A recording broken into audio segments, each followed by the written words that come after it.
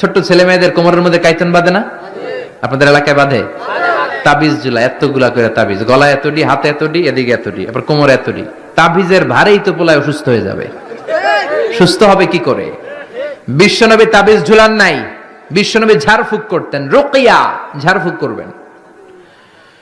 বিশ্বনবী হাসান হুসাইনকে ঝাড়ফুঁক করতেন। বুখারীর বর্ণনা, আউযু বিল্লাহি আউযু বিকালিমাতিল্লাহি তাম্মাহ মিন কুল্লি শাইতানিন ওয়া হাম্মাহ ওয়া মিন কুল্লি আইনিন লাম্মাহ।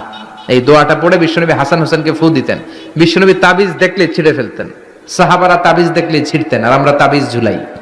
তাবিজ আপনার কিচ্ছু করতে পারে না, করতে পারে কে? আল্লাহ। কোরআনের আয়াত দিয়ে তাবিজ দেয়া যাবে কিনা এটা একটা ইখতিলাফি মাসালা, কিন্তু নিরাপদ হচ্ছে আপনি তাবিজের কাছেই যাবেন না, আপনি ঝাড়ফুঁক করবেন।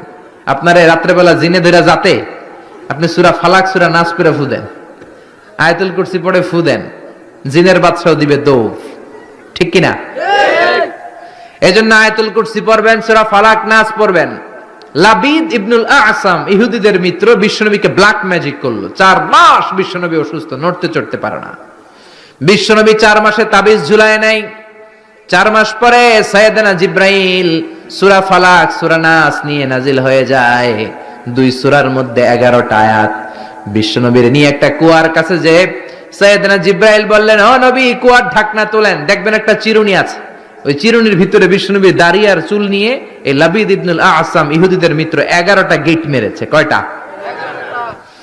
বিশ্বনবী বললেন, ও নবী, একটা করে গিট খোলেন আর পড়েন কুল আউযু বিরাব্বিল ফালাক। একটা করে আয়াত পড়েন, আপনারে সুস্থ করে দিবে কে? আল্লাহ। এজন্য সূরা ফালাক সূরা নাস পড়ে ফু দিবেন। জিন ভূতের অশরীর কোনো আত্মা যদি আপনার উপর আসর করে, আসর মুক্ত করে দিবে কে?